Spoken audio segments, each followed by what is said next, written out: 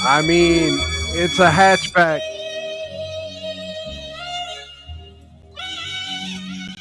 Go ahead and turn that saxophone down just a bit. Oh no, she fell. Oh, and the car goes down the hill. You gotta hate yourself in a moment like that. Now, what's she gonna do? She's gonna call every man she knows for help. Ladies and gentlemen, feds and degenerates, cuckolds of all ages, it's time once again for Mild's Culture Plate. I am your host, Mild Kevin Miles. I want to apologize for last week. I tried to go live, but apparently the stream just did not work. Rumble Studio was broken. Broken. So, I gave up. I went and spent some time with family. I had a pretty good evening. Anyway, so it's been a crazy week. Last week I was basically going to talk about the $20 burrito debate and I forget what else. Uh, things move so fast. Let's see here. What the hell else was I going to talk about last week?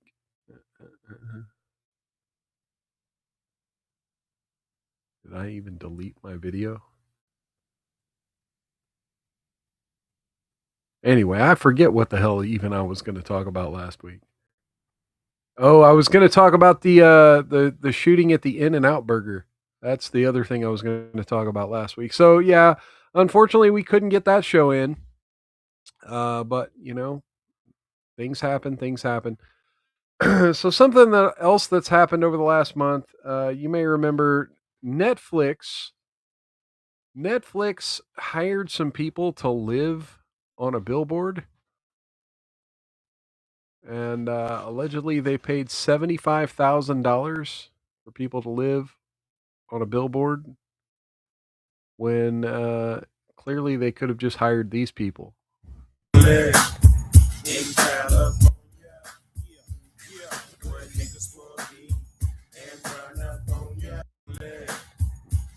Fun times. So folks, if you can, please don't erect a home on the back of a billboard. All right, so we're going to get into I meme, therefore I am. We're going to get into I meme, therefore I am on X has created a sort of investigation that I wanted to kind of bring up here. Feel free to check this out. He says, let's go ahead and bring this up. He says, I'm exposing a network of freshly created TikTok accounts run by paid influencers.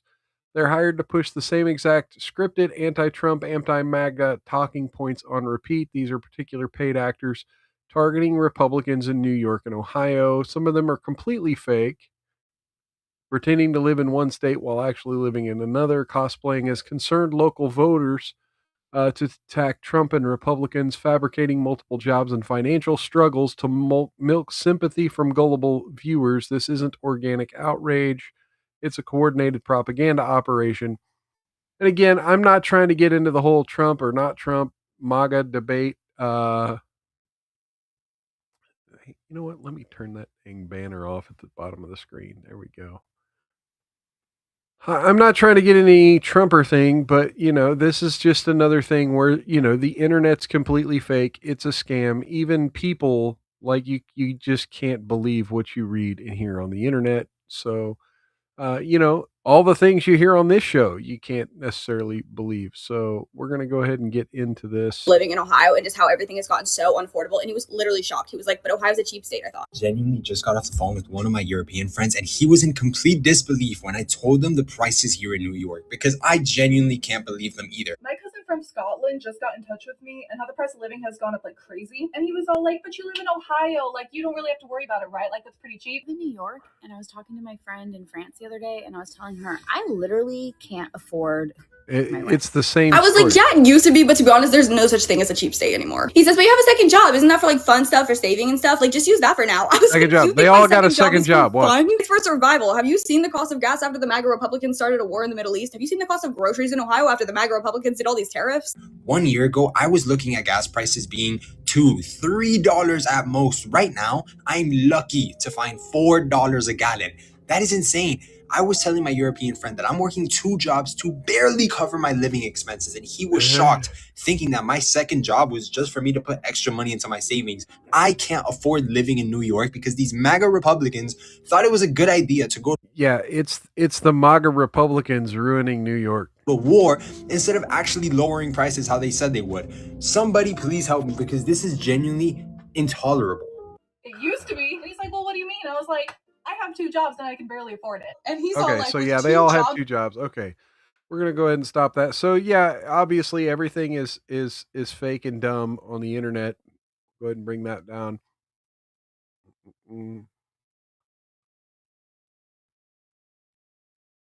And he's got a part 2 that's basically going to be the exact same thing with even more people. Oh, wrong thing. Mm-mm. The European mind cannot comprehend how expensive it is to live in America, especially Oh, in now we got Texas. I was Texas, talking to my friends from Sweden, Georgia, and they were like, what do you mean people work 2 to 3 Ohio, jobs North just to Carolina. afford rent? Don't forget car insurance, your car payment, and $5 a gallon for gas because you have to drive everywhere. Oh, and the cherry on top is that health insurance is ridiculously expensive, and you quality of life, like health Yeah, I'm gonna insurance. skip around this. People assume that if you work hard and even pick up a second job, you'll be fine, but that is not the real. Okay, so I'm gonna stop that right there, and I'm gonna bring that down because, I don't think I noticed these are a little different. This batch is a little different, and let me just start off by saying, yeah, there's some fakery going on, but at the same time, inflation is real, yo. So I guess I'll get a little bit into the $20 burrito debate we didn't have last week. So there was this whole debate on the internet about a $20 burrito. JD Vance got involved, called a guy fat. But really the part that I found most interesting is you had people like what's his name? Eye Patch McCain. I can't ever remember his real name. Dan Crenshaw. Thank you, Dan Crenshaw. I know someone out there was screaming it at their computer. Dan Crenshaw. No, Dan Crenshaw had gotten involved, and a lot of these right wingers, a lot of these Republicans who seemed outraged. There was a comment made along the lines of, the price of groceries aren't high. People just can't cook. It was in response to someone complaining about their $20 Chipotle order. The price of food isn't expensive. People just don't know how to cook.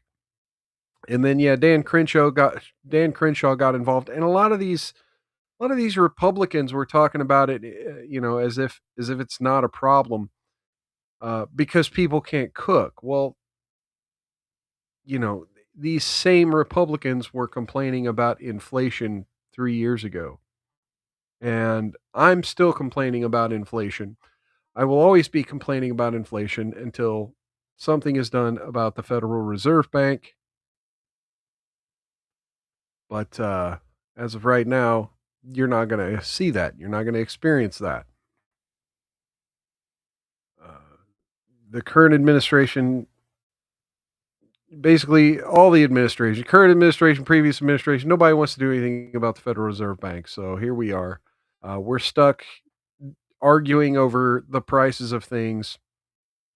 I don't know if these folks on the screen are all part of the same paid propaganda crap, because there are people making content talking about how expensive things are. Inflation is crazy. But anyway, someone replied to Dan Crenshaw and was like, inflation is real. It has 2 eyes, unlike you.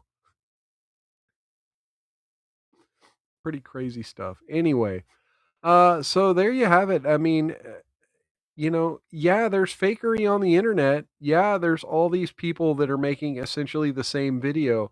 Look, this is exactly why I don't typically cover the MAGA stuff or the left-right fights anymore, because it all just becomes a bunch of people saying the same thing.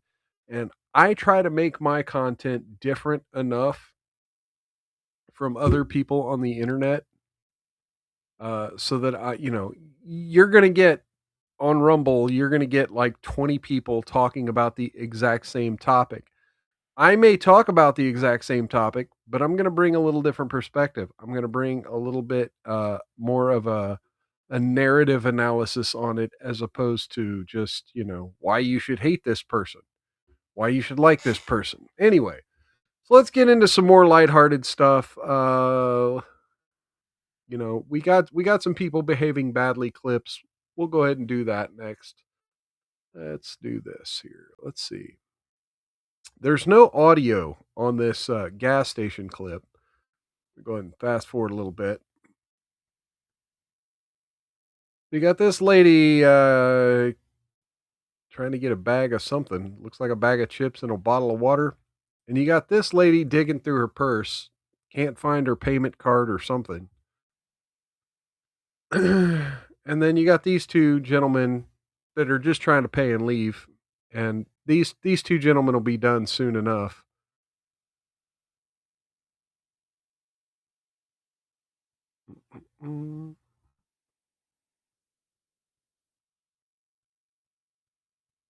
But really, it's the two ladies here you should be focusing on.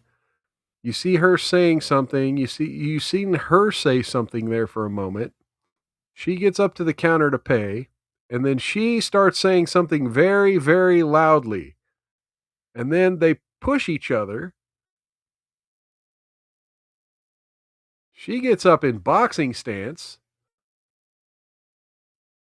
grabs her by the head, pushes her down, and just clocks her repeatedly in the back of the head. I mean, we're almost at knockout phase.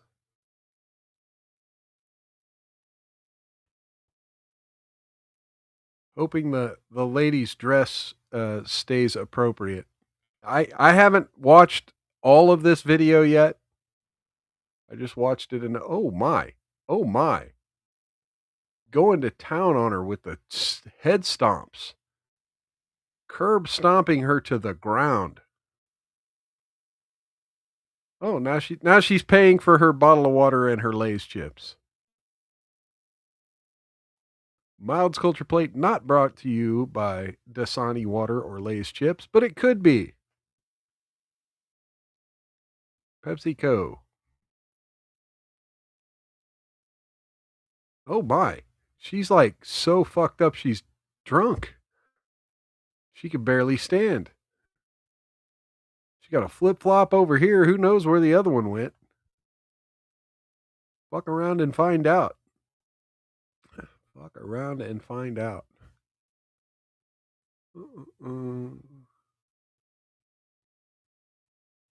Got some more fuck around and find out later.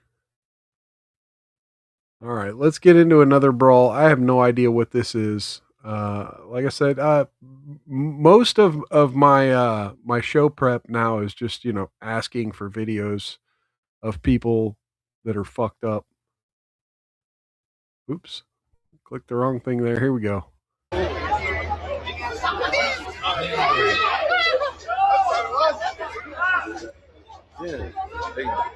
But,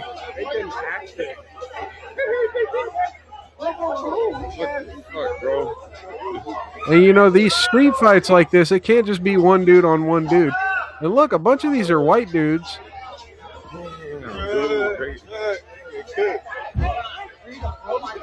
So you got a dude on the ground over here. There was a dude on the ground over there. Multiple factions. Damn.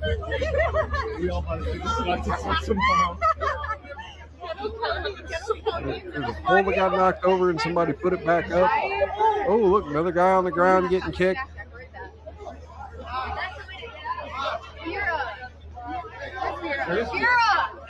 Another guy over there pushing people. These are all white guys. What the heck?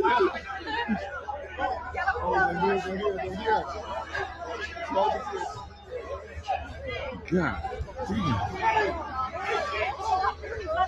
And there's the cops. And now they're dispersing. Man, I wonder what that fight was about.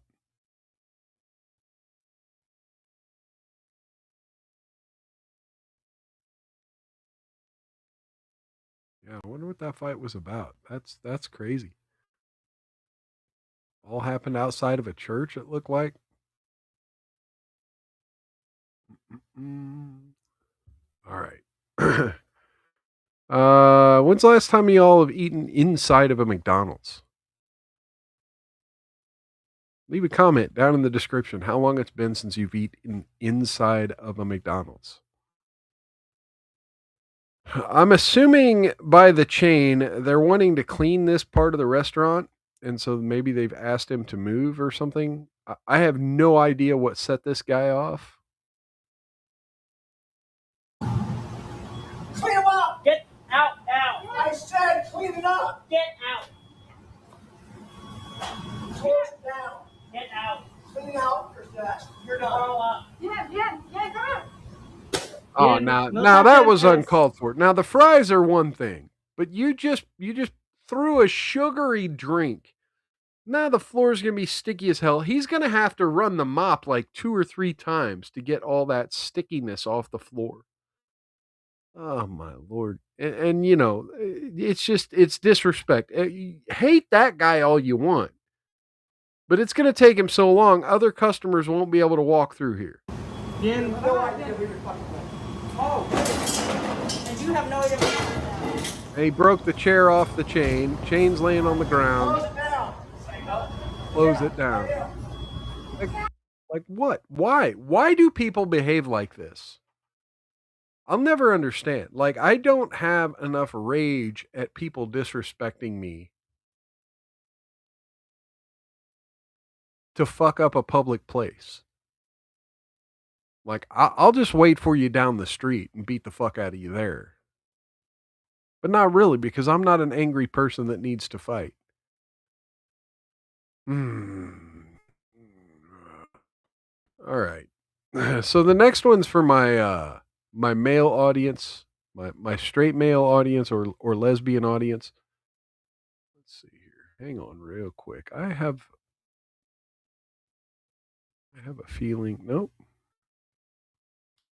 All right. So yeah, this next one goes out to y'all who are into women. Give me your opinion. Would you still alive? I stopped eating McDonald's when they started making you use the computer to take your own order. Yeah. Well, you know, we talked a little bit about Walmart about a month ago. And, you know, I'm coming around. I'm actually coming around to the computers because I'd rather use the self checkout at Walmart now. Like, I try not to go to Walmart or McDonald's, but I'd rather use the self checkout because now they hire the most dumb people who know nothing, who don't understand literally the basics of how to interact with customers or how to ring people up. That's who they're hiring now to be cashiers. They do it on purpose to make you frustrated, to take as long as it could possibly take. So yeah, I'm coming around to the computers because you go to Walmart, you're going to get a cashier that literally doesn't understand the basics. They will take your food, they will take your eggs and throw it right on top of your bread. And then throw a 2-liter bottle of soda on top of it, all in the same bag. These are the type of cashiers you have. And forget McDonald's. McDonald's, yeah, they're going to mess up your order. They are definitely going to mess up your order. Anyway, so Still Life and other fellas, come on in the chat. Come on in the chat and tell me what you think of this young, lovely lady here. Tell me if this is wife material. Okay, you see this? Is this wife material? Would you date this woman? Wait 30 seconds and then answer the question again. I've been wearing this wig all night and it's itchy, it hurts. We are going to remove this wig. Yep. Tonight we told some people that these were actually wigs and they actually didn't believe us. Okay, so the other question is this AI? So you'll have to answer both questions. Would you? Is this wife material and is this AI? When looking up close to them, they didn't believe us, and I was like, wow. Now I just have to get the remainder glue off of the top of my head and take off the makeup that I have on my face. Let's get rid of these eyebrows. One swipe, they're gone. Other eyebrow, one swipe, she's gone. But yeah, that's it. Love you guys. Okay, I've been wearing this. What do you think? Do you think that's real? Do you think that's AI? And is that wife material? Is that wife material right there? I gotta know. Question: do you think Prince Andrew would approve of this lady? So there's been a lot of talk in recent years about Prince Andrew and his ties to Jeffrey Epstein and Virginia Giuffre. And there's been an update on the royal family here. Prince Andrew, or ex-Prince Andrew, to receive a royal funeral despite being stripped of titles. From People magazine, despite being stripped of his royal titles amid renewed interest in his ties to Epstein, former Prince Andrew will still receive a royal funeral. I'm just going to call him Andrew of Windsor. If you don't mind, I'm going to quit calling him former Prince Andrew because I don't even like the word Prince next to his name. Still Life says it seems fake. Yeah, that does seem like some AI put together type of video. Daily Mail reported on August 8th that the former Duke of York remains on a secret government list of royals' family members who will receive high-profile funeral ceremonies when they die. Meticulous plans prepared years in advance are known as the bridge plans, as each family member's plan is named for a famous bridge in the United Kingdom. When Elizabeth died on September 8th, 2022, Operation London Bridge went into action. The plan, created as early as the 1960s, revised on a regular basis, outlined specific ceremonial protocols and security measures needed to handle her death at Balmoral Castle and safely transport her body back to London. When her husband, Prince Philip, died the year prior, it was Operation Forth Bridge that was set in motion. Plans are kept secret until the royal dies. However, the Daily Mail reported that it is believed that Andrew's funeral service will be held at St. George's Chapel before he's laid to rest at the Royal Burial Ground at Frogmore, a 33-acre private cemetery in Home Park, Windsor. So I'm not going to fucking hash the rest of this all out. He was a pervert. He was involved with Epstein. But yeah, despite the whole royal family distancing themselves from him, stripping him of royal titles, yeah, they're still going to give him a royal burial when he dies. And when I first saw this headline, I was like, did he die? No, he did not die. He's still quite alive and kicking, but when he does, he will receive a royal burial. All right, now let's come to the United States, where we have a new abortion debate happening. Surrogate McKenna West vows legal fight against the parents of the baby they wanted her to abort. Lawyer says she's the mother. This is from Kyra Breslin and Natalie O'Neill of the New York Post. Let's get into it. A surrogate who refused to have an abortion despite the wishes of the baby's biological parents has vowed Thursday to take the legal fight all the way to the Supreme Court, with her lawyer declaring she is the mother. Lincoln Wilson, an attorney for surrogate McKenna West, told the Post she's planning a full-throttle court battle to become the legal parent of a baby, Gabriel, who was born in the Dallas area Wednesday. So here's a new abortion debate, right? All the pro-abortion people with the my body, my choice. It was her body, yo. It was her body. She's seeking parentage of the child because she gave birth in Texas, and in Texas, if you give birth to a child, it's your child, Wilson said. Said the reason the baby's LA-based biological parents, Nausheen Gilkar and Omar Ahmed, sound like great Christian names, currently have custody is because a California order he considers void. So they have custody. Okay, I got to click on that link. New twist in case of surrogate who refused to abort baby despite biological parents' request.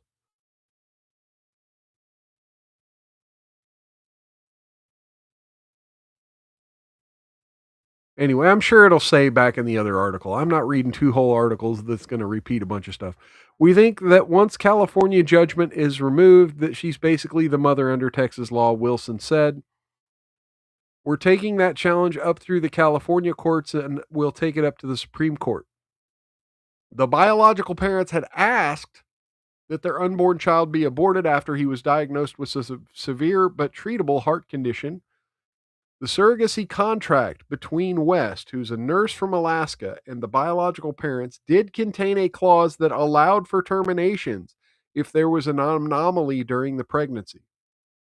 After the couple asked West to abort the fetus, she refused and traveled to Texas where she would be recognized as the birth mother.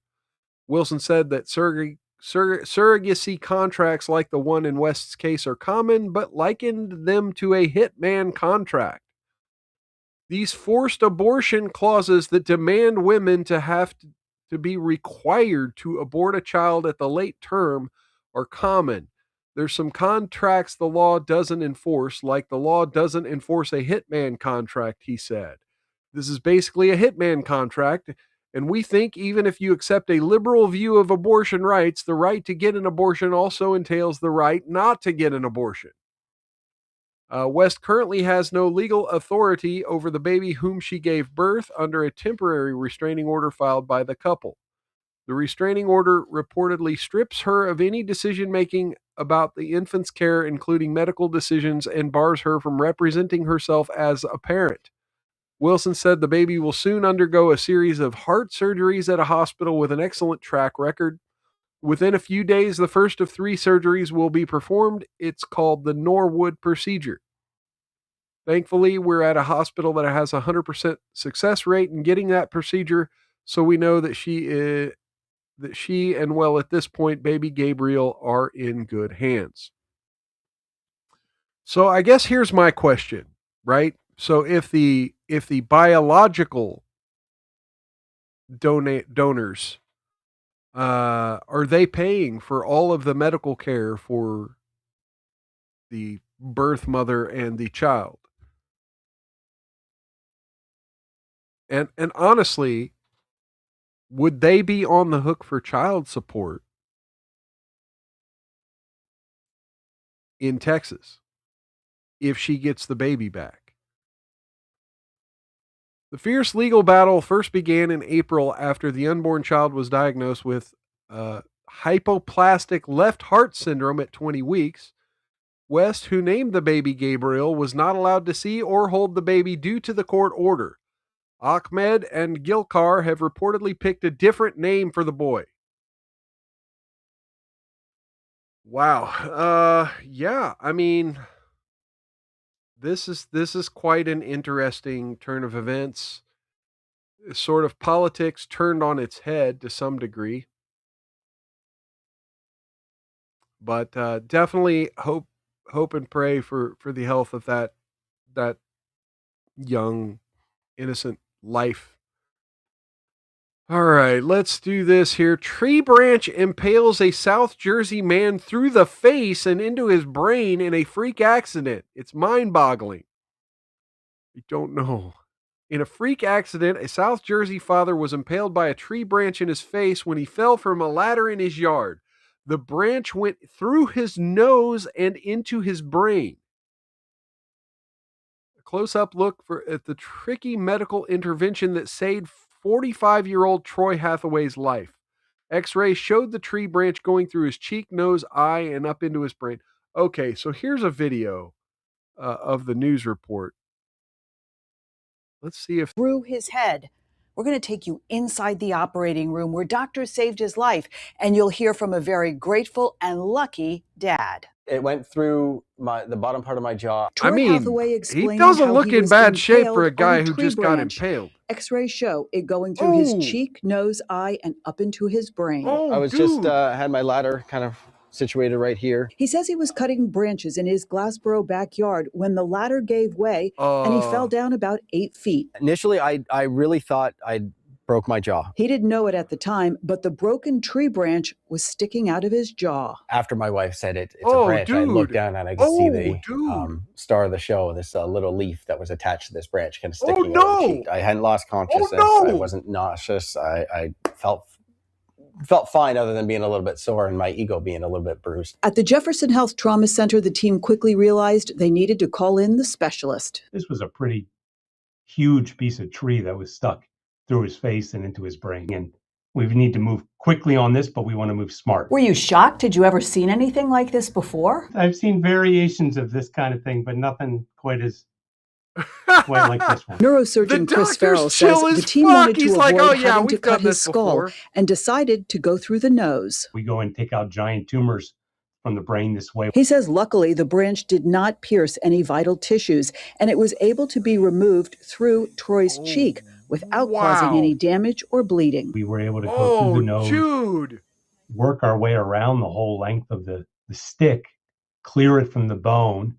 Then while we're watching directly along the brain, we were able to pull the stick out from the cheek. I apologize if anyone out there is and eating look for any right bleeding. now. This branch is not a clean object. It's dirty, it's got bacteria, it's got fungus, so we need to clean everything out, remove any splinters or those are going to cause and put him on problems. antibiotics. Overall, a tricky thing, but it couldn't have gone better. I was so lucky to be with such an amazing surgical team. Like the doctors, the whole team were absolutely, I'm beyond words. The 4-hour surgery left him with just a few stitches and some bruising. And you're breathing, seeing, feeling fine. Absolutely, yeah. No issues. That's on the other side of his face. Mind-boggling. That's what's boggling to me. The bruising's on the other side of his face. Like it went through here, up into here. Like how did it get from his cheek? Oh, I guess here, up through his sinus cavity and into his brain. So what's the bruising here? Is this from the sinus cavity coming back out?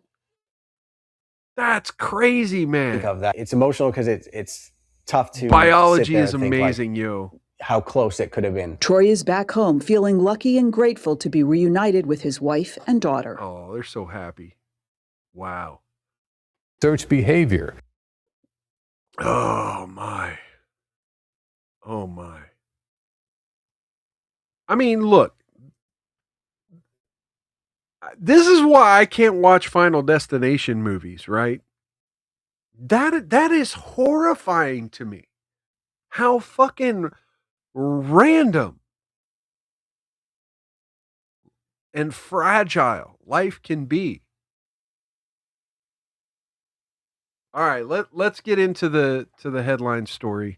It looks like we're not going to get very many people popping into the chat and saying hello. So let's go ahead and get into the main story. We're going to talk for the next several minutes about the WNBA. And this has been a debate happening sort of across the country over the last several weeks. There were some comments made by Sophie Cunningham about allowing men to play in women's basketball. That led to some things happening. Sophie Cunningham being sort of isolated as the enemy of other women's basketball players.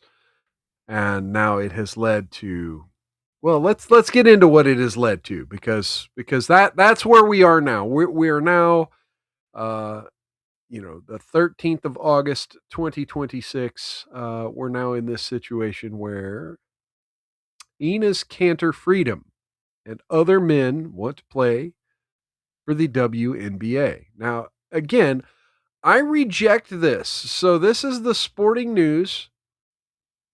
David Suggs, dated August 10th, 2026.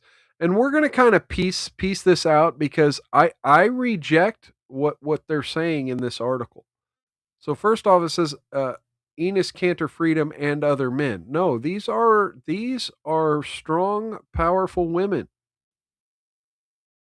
These are strong, powerful minority women that want to play their sport. NBA journeyman turned right-wing activist announced that he was declaring for the 2027 NBA draft on Friday, claiming that he and his team found a loophole for playing in the women's league. I know my presence on the court will stir up some strong opinions. I'm definitely not here to mock, make fun of, or disrespect any community or personal choices, Freedom said.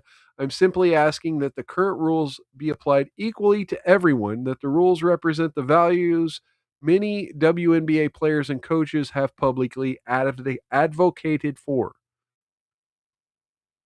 Can Enos Cantor play in the NBA? And this says Freedom's latest publicity stunt does not appear likely to land him in the WNBA.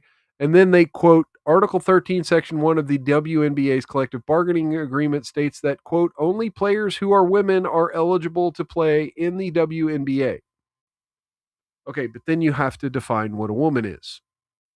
I saw that the Babylon Bee had a funny take on it that the WNBA was going to ask Supreme Court Justice Ketanji Jackson Brown to define what a woman is for them. So Article 34, Section 6 of the Collective Bargaining Agreement vows to strike out discrimination. So here we go. Through the edict, the league, its teams, its players' union promise not to discriminate against or in favor of any player because of religion, race, national origin, sexual orientation, marital status, activity, or lack of activity. So you can't discriminate against him. The NBA's collective bargaining agreement features the same clause. There has been one transgender non-binary player in WNBA history, Lashia Clarendon, who played for the Fever, Dream, Sun, Liberty, Lynx, and Sparks across their 12-year career. Freedom, who played 11 seasons in the NBA, has made trans athletes the target of their scorn before. In 2023, they flirted with putting on a wig, identifying as a woman, and attempting to embark on a WNBA career in a rant on X. Quote, is that when the outrage will begin? Is that fair to all the women who spent their whole life chasing their goals? Where are all the women rights activists and feminists? Freedom said. Freedom retired from the NBA in 2022 and has not played professional basketball since. On August 10th, they posted a video on X appearing to show them formally signing papers to declare for the 2027 NBA draft. And I would have played the video, but it basically, that's all that's all they said. We want to make sure we use proper pronouns here. We don't want to call them a he because, yeah, they want to play women's basketball. All right. So the same writer for the Sporting News just 3 days earlier, 3 days before writing this piece of garbage, put out this. How good is Julie Detart? Meet France's transgender player getting WNBA buzz. Sophie Cunningham's denunciation of trans women brought about a firestorm of controversy. A French transgender women's basketball star has found herself in the center of a tempest as of late. Julie Detart enjoyed a wondrous campaign in France's second tier this season, producing impressive stat lines, blah, blah, blah, blah, blah. I'm not going to cover that. We're just going to skip that. But, you know, it's hypocrisy. It's hypocrisy to say one is okay and get all excited, but then over here say, no, this is a man not allowed. What's the difference? What's the difference? Well, the WNBA just yesterday created a task force to discuss it. WNBA task force of team presidents and general managers met Wednesday and discussed transgender athletes, but did not arrive at any eligibility rules, according to a statement sent to ESPN. In recent weeks, demonstrators have staged rallies at Indiana Fever games both for and against transgender inclusion, after Fever guard Sophie Cunningham said in an ESPN article that she supports barring transgender girls and women from girls and women's sports. The league's statement Wednesday in full reads, today's meeting covered a wide range of topics, including ongoing discussions on transgender athletes and the continued, quote, hate and vitriol directed at players online. We will continue to engage all league stakeholders in the coming weeks and months. We will approach these important conversations thoughtfully and in alignment with the values of our league. There are no immediate eligibility matters affecting the WNBA, and we strongly denounce the bad faith efforts to use these topics to demean or marginalize others. So, I mean, again, if you were to apply this, now, if you're to just assume, now remember, we talked about the union clause, right? There's no discrimination allowed, not even based on politics, not based on activity or lack thereof.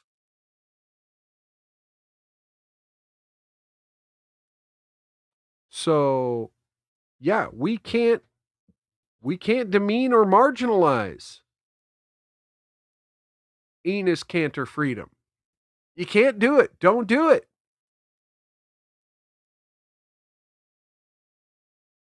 WNBA Commissioner Kathy Engelbert previously sent a memo to teams saying a task force would discuss the issue at the meeting, which was already scheduled. WNBA has no publicly available policy governing eligibility of transgender or intersex athletes. That's just simply not true. That's simply not true. It literally says, they shall be women. And you've let transgenders compete before. I saw a bunch of responses to these stories from far left wingers who said, well, you have to be taking hormones. Well, what if we applied that universally? What if we applied that to all of these trans rights issues? Is that where we're going? Is that the middle ground you want to set here, that people have to have taken medications and seen surgical doctors? I have continuously heard from the trans rights community that you shouldn't have to go through invasive surgeries and take dangerous drugs in order to be recognized in the body you feel comfortable identifying as. Anyway, no transgender woman has ever played in the WNBA. 2 known non-binary athletes have played in the league. Laisha Clayton and A.D. Durr, both players' birth sex is female. WNBA has not responded to requests to clarify its policy. Now it applies to transgender women, transgender men, and non-binary players. Okay, so Laisha Clarendon was non-binary but female. Okay, so that's a little bit of a difference. So it sounds like the WNBA might take Kanter Freedom's initial suggestion of limiting it to female. And yeah, these 2 previous cases would fall under that. Before Indiana's win over the New York Liberty Tuesday, Fever coach Stephanie White gave an impression speech about the commentary and scrutiny directed at her team in the WNBA. Hate, fear-mongering, divisiveness, the stuff that's trying to hijack our league will not win. Actually, there's more people watching the WNBA due to these 3 scandals than have ever given a crap before. Okay, CBS Sports, Dejonai Carrington says Sophie Cunningham foul was not intentional, declines to explain white privilege post. Okay, so Sophie Cunningham's been getting a lot of hate. And then now we've had this other scandal happen where she got clocked in the head trying to, I don't remember if it was a pass or a layup. And Dejonai Carrington whacked her in the back of the head and drew a flagrant foul and was ejected from the game. And as she was being ejected from the game, she screamed, "Oh, this is white privilege." Meaning Sophie Cunningham's ability to draw a penalty after getting hit means she has white privilege, as opposed to the other players, I guess, have to somehow take getting hit, not get a penalty. I don't understand what the argument is. But she doubled down here. Doubled down by not explaining what she meant. First quarter of Sky's 90-86 defeat to the Fever. Carrington attempted to chase down Cunningham in transition. As Cunningham went up for a layup, Carrington tried to block her shot, but instead hit Cunningham in the side of the head. So here's the... Here's Cunningham up ahead of the field, lays it in, plus the foul.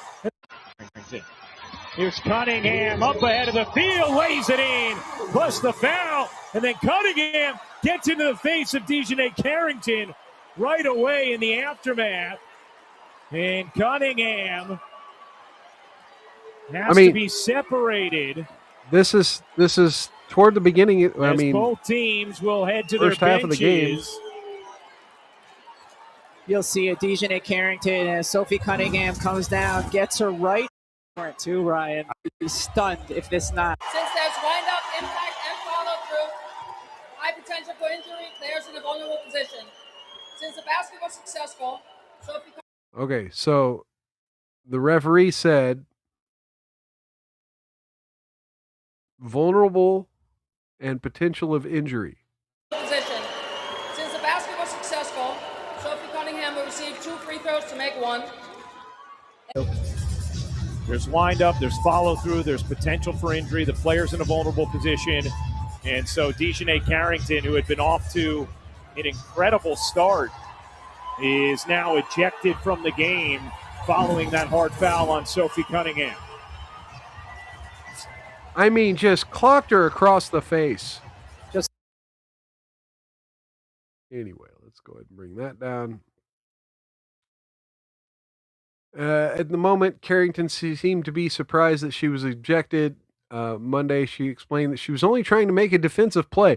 You make a defensive play on the ball, not the offensive player's face. So you go up and down, not across the face, right?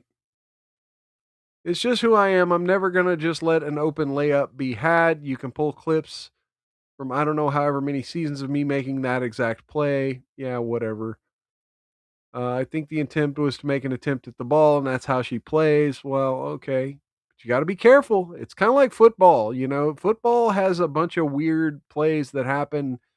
You know, they talk about all these roughing the quarterback plays. You got to be careful. And sometimes it doesn't matter how careful you are, you still can't drive the quarterback into the damn ground, even if you weren't trying. Prior to speaking to the media, Carrington attempted to clarify her white privilege comment on social media in response to Emmanuel Acho. I've never once claimed that the assessment of the foul was white privilege. That was your assumption. Try exercising critical thinking skills. I know you studied psych. Furthermore, the last thing from ignorant or asinine when it comes to speaking on white privilege, do ya research on that one, Carrington wrote. I actually went to school, one of the top universities, might I add, to educate myself on this exact subject. I would never use that term as a rhetorical weapon without knowing the historical and social weight it holds without having the proper evidence to substantiate it. When asked by reporters in Seattle what she meant, she declined to elaborate. Consultant says, looks like an honest accident to me. It could be. It could be. But at the same time, it's still a foul. Like, you can't just take someone's head off. You can't clothesline someone in a basketball game, even in an accident. Take your penalty. Anyway, I've already spoken to people who have the potential to have the agency to make the change that I'm hoping comes about, not just from this incident, but ones in the past that are obviously going to be coming up in the near future, probably as well, Carrington said.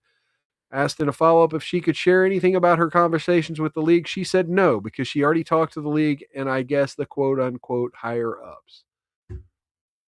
So again, she said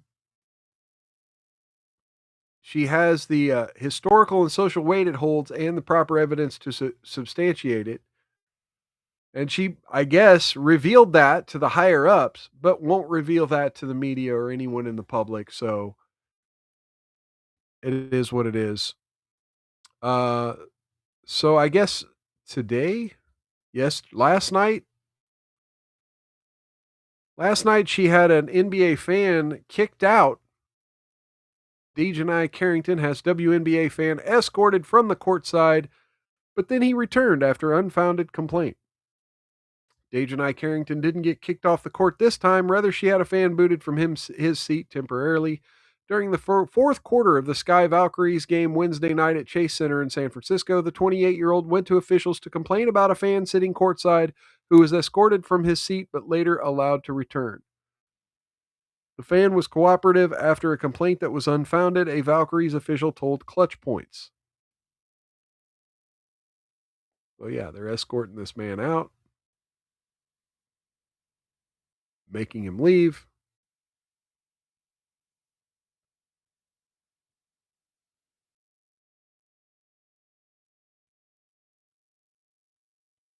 Anyway, we're not going to hold on to that. There is a stoppage right now. Chicago's team security has stepped out along with arena security representatives, a broadcaster told USA Network.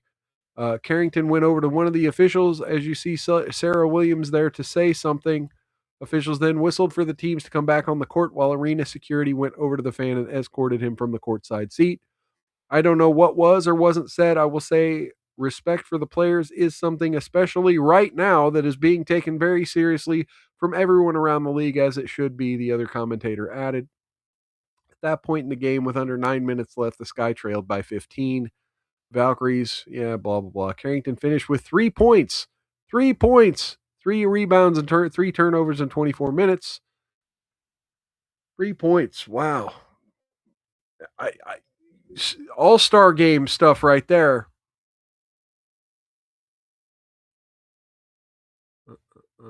We've already covered all that.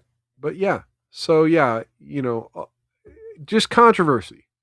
That's the only way the WNBA is going to get eyeballs, is from this controversy. When's the last time I've talked about the WNBA on this show? I don't even talk about the NFL that often on this show, and I actually watch that sport.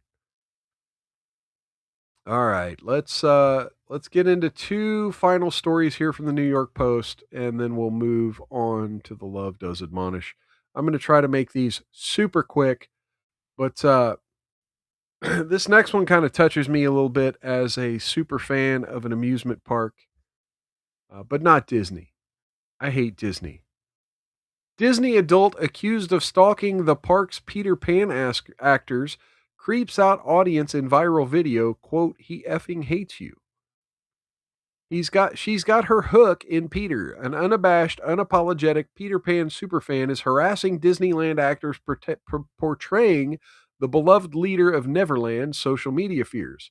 Whistleblowers and forewarners across the internet are sounding sirens of caution against Tony, 26 years old, a presumed Disney adult, who's virally documenting her more than 10-year fascination with Pan and the men responsible for bringing his character to life at the theme park.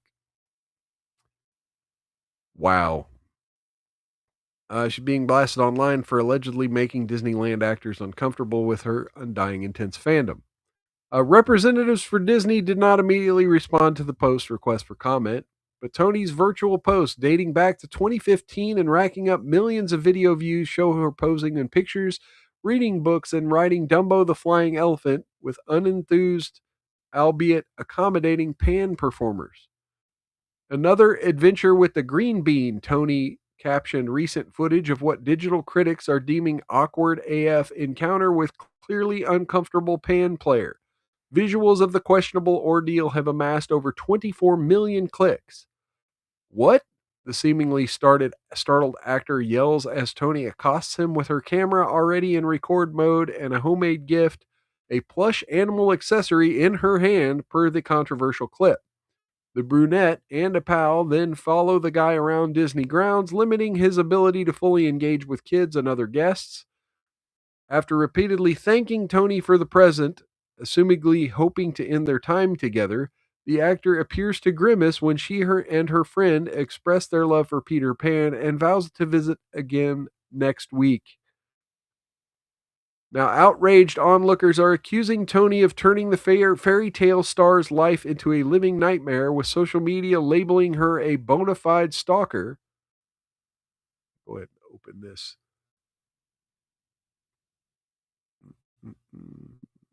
Okay, it's a whole Reddit thread. We're not reading Reddit on this show. I'm sorry. I try to stay away from Reddit. Urging him to seek a restraining order. He effing hates you.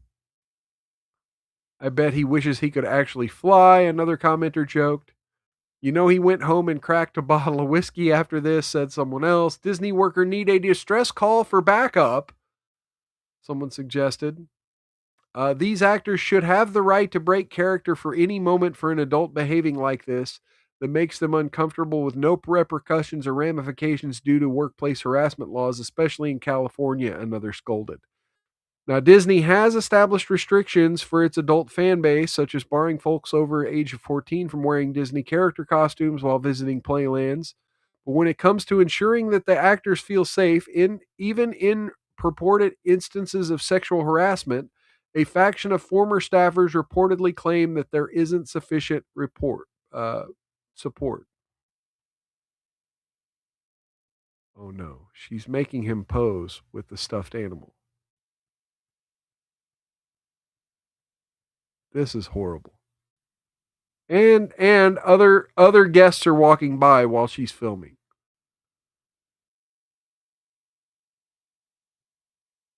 You know, as someone who makes amusement park content, you don't film, you try not to film people walking by.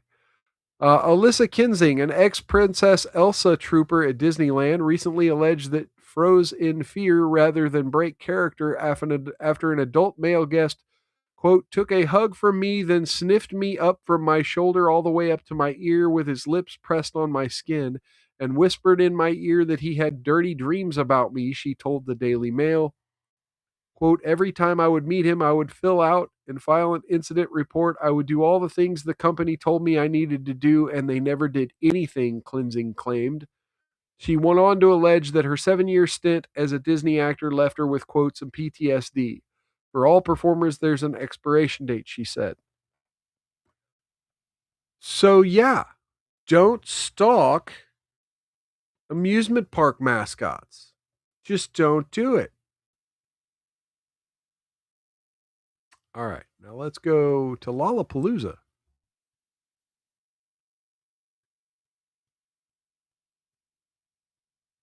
Let's watch this video from the New York Post here. We'll let the New York Post do the work instead of me reading everything.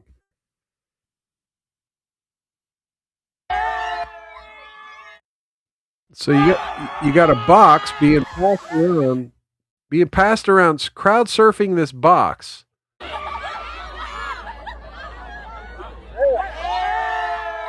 Yellow liquid in the box.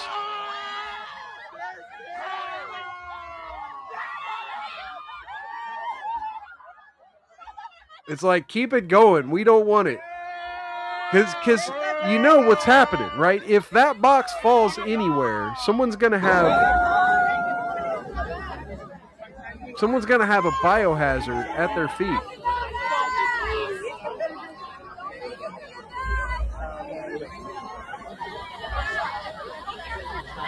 I mean, you got to just keep it moving. Wait, where did the bag go?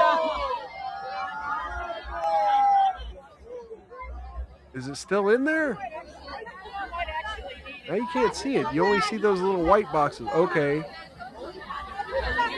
No, that's someone's fan. Oh, now people are taking the servings of water that was underneath the urine bags. Oh no. Oh no. That's just awful. That is just awful. Okay, so we've now been on the air an hour. Let's go ahead, jump over to Love Does Admonish. So yeah, every week I go over to a YouTube channel called Love Don't Judge, and we talk about people and their unique relationships and the hate they've received online. And we determine, hey, what's happened here? Do you deserve a little admonishment, or do you just have haters? All right, so let's get into it. We're obsessed with how good looking we are. Love Don't Judge. I'm Rachel. I'm Benjert. We're obsessed with our good looks. We're a vain couple. Whenever we FaceTime each other, we know we're just looking at ourselves. We're both famous. I told Rachel I was bisexual in 2021. Obviously, when he first told me, I wasn't 100% surprised. I didn't wear socks with my shoes, so I guess that's a gay thing. I was really scared going through his phone, making sure he wasn't on like Grindr or something. Benjer's actually the one who inspired me in the beginning to be okay with getting plastic surgery. I've had his own wife, girlfriend, whatever. Jobs. I had thought he was gay. jaw implants, chin implants. I got my So they're also addicted to plastic surgery. I'm gonna have more to say about that. Get the most is sick therapy. Looking skinny and overdone. But she doesn't know. He's cheating on you. If I wanted to a guy, I would just get divorced. Benjer and I are really perfect for each other. Oh, they're from Brazil. We have a really They're from Brazil. direct It way makes of more sense now. communicating. We don't get offended by it, but it's like, hey, you look like fat. You gotta like, you know. I'm Rachel. This is my husband, Benjer. We're both 28 years old, and we get judged because. Okay, so this episode was a year ago, and the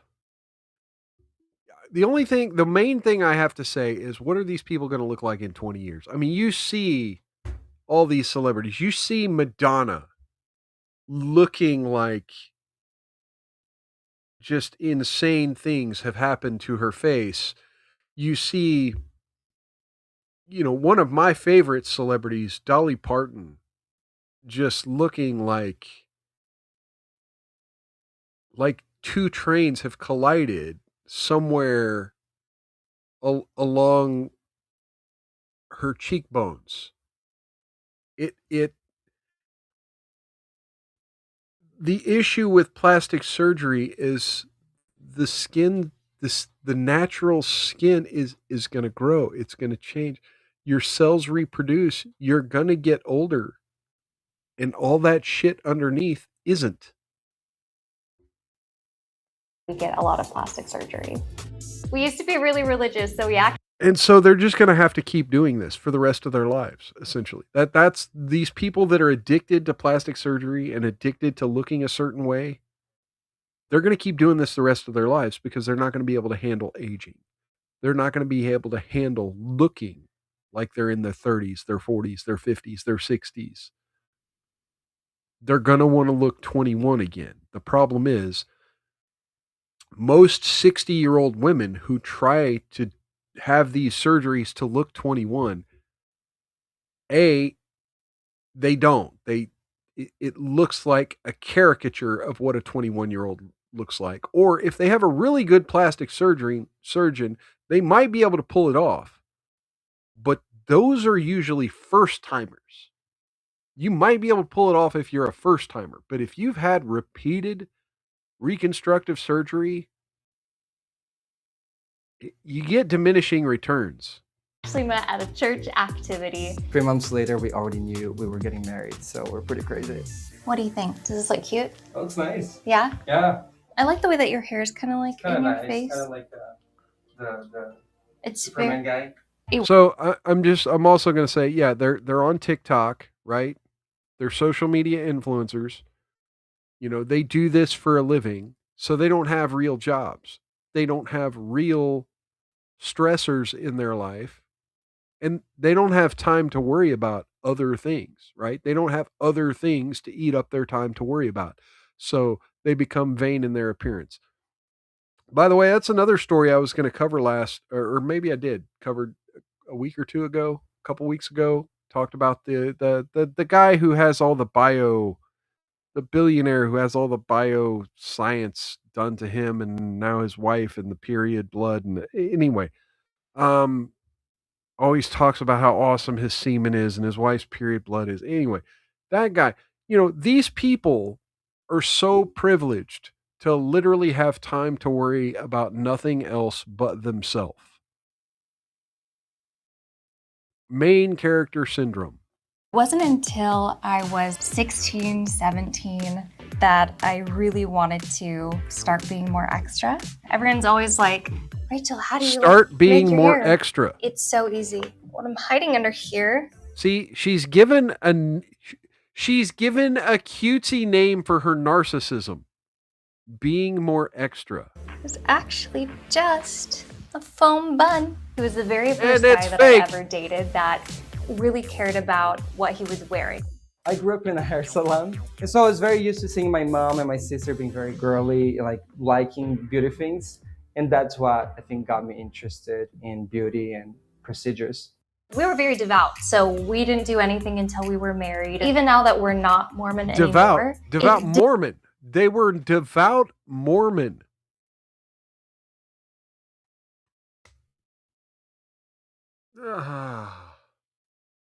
I can't add another layer onto my criticism. I'm sorry.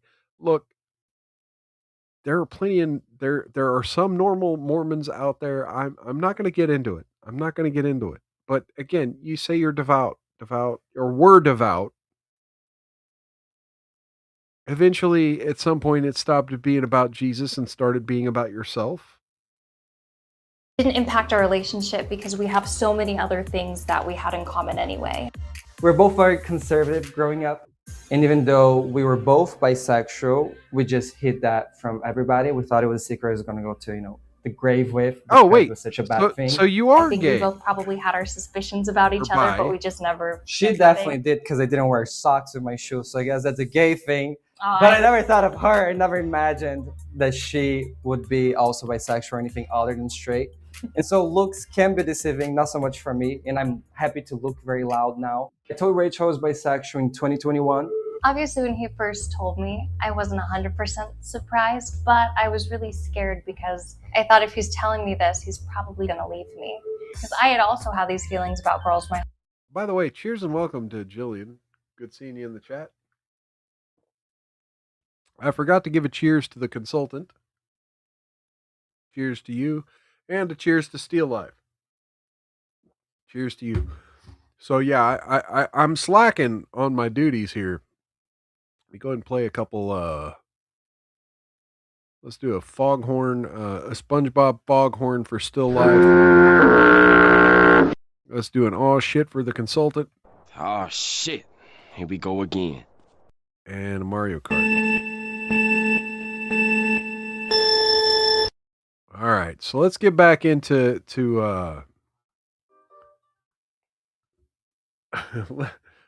I'm trying to think about this here. Fake Barbie and was this handsome Squidward here? Whole life. And I just had never planned on telling him because I was like, well, why did I say something if I'm not planning on doing anything about it? For the first few months after he told me, I was on like high alert, going through his phone, making sure he wasn't on like Grindr or something. Because he's been so transparent, I have nothing to worry about. I never had the desire to do other things outside my marriage. I'm fully satisfied. It's way more than sex, and that's the only thing I would get out of a man that I don't need, because honestly, I do the same thing with my wife. Benjer's actually the one who inspired me in the beginning to be okay with getting plastic surgery. Hey guys, welcome to Exposing Rachel and Benjer. Today we're talking about all the plastic surgeries we've done and all the things that we regret doing. I started creating content for my business, and that's when I saw myself on camera all the time. I was like, gosh, my nose kind of crooked, my teeth are kind of messed up. Well, what And business? That's when I started What business? doing plastic surgery. And back then I was kind of embarrassed because like, well, no guys do it. And if they do it, they're secretive about it. But as I grew older, I was like, well, why be embarrassed? People in Hollywood are doing it, so who gives a shit, you know?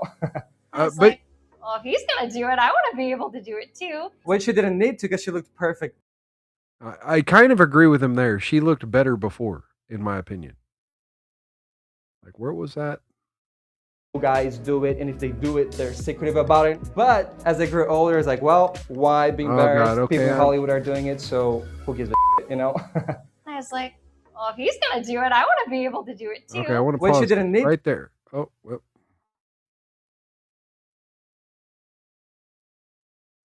Yeah, right there. That's gorgeous. She was perfect before. Like, what? Didn't need to because she looked perfect already. I think he looks perfect, whatever he does. He could have a nose that was like out to here, and I'd still think, well, probably not, but I would still probably think that he was like the hottest guy in the world. I've had jaw implants put in. I had my chin shaved. I mean, this is fucked up to me. Like, okay, so the person who's most important in your life thinks you're the most beautiful person in the world, but you hate yourself so much or dislike the comfort of your own appearance that you're going to change yourself anyway. This again is very narcissistic and selfish to me. Down. I'd buckle fat pad reduction. Oh, not the Botox buckle everywhere. fat. No. I have filler in my under eyes, my smile lines. I filler in my nose.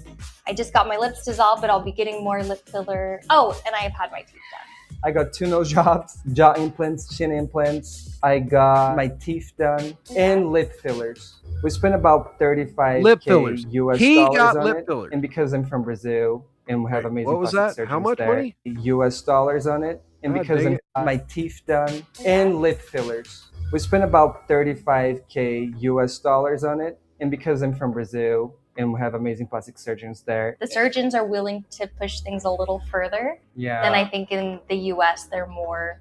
Okay, so yeah, they went to shady Brazilian plastic surgeons. I say shady, you know, they do great butt lifts, but anyway, plastic surgeons in Brazil. Yeah, $35,000 probably goes. Yeah, like he said, goes a lot further, and the doctors are willing to go a lot further. So Reserved. They're like, we want people to look natural. If I wanted to look natural, then I wouldn't do anything. It's funny because if I wanted to look natural, then I wouldn't do anything. I was gonna do a lot of things to my face, but I'm glad I did. I definitely look a lot better. I have no lips. I look so bad there. Aw, I'm so happy though. I'm still happy.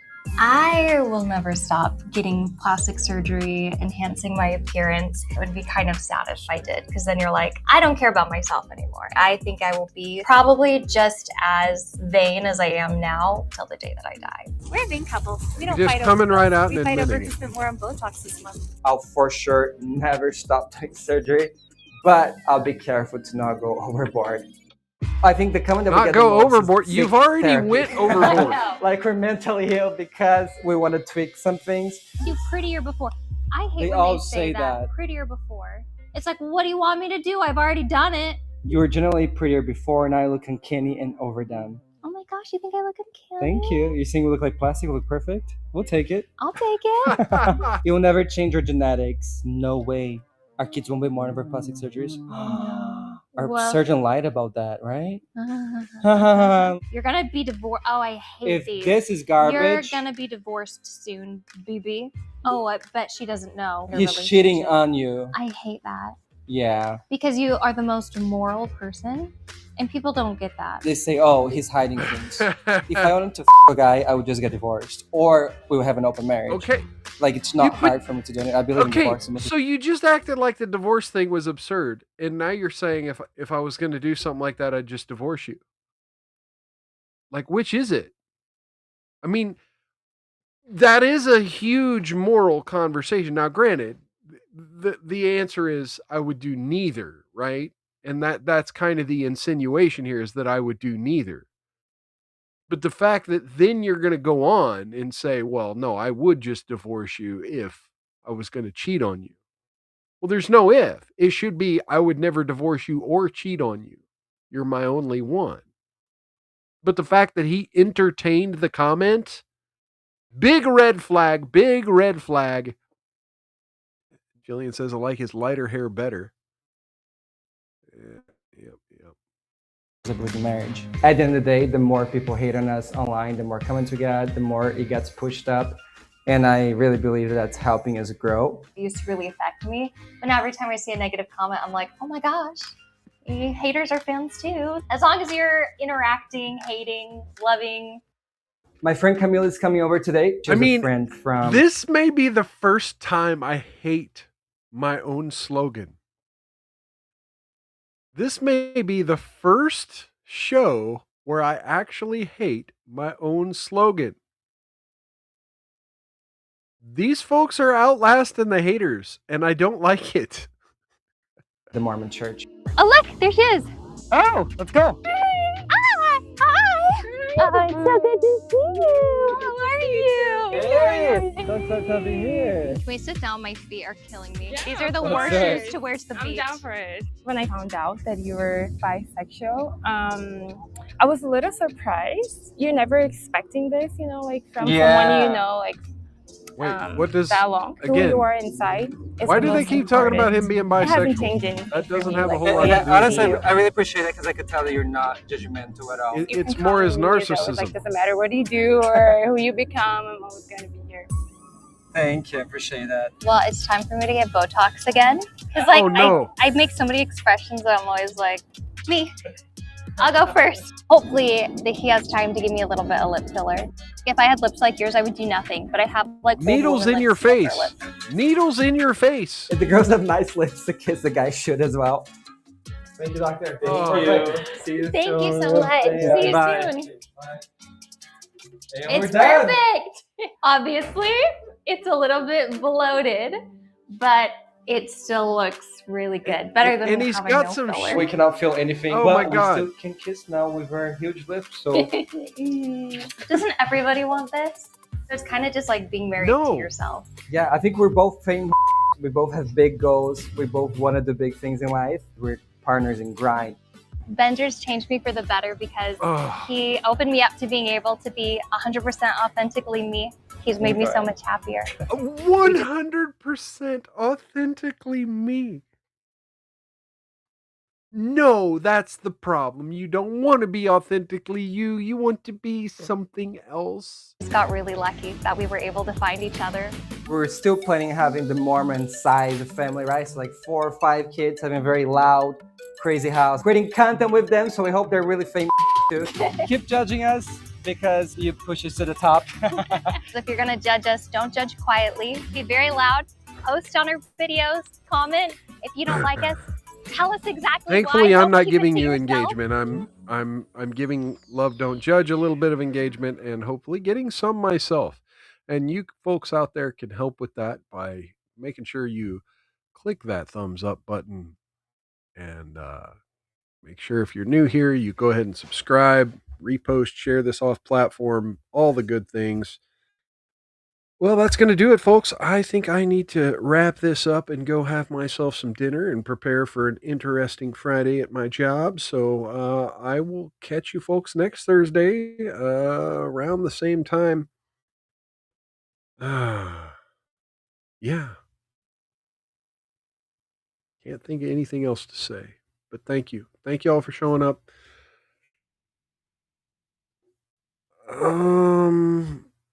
I will say, taking a week off last week after I had all the errors trying to stream, taking a week off felt really good.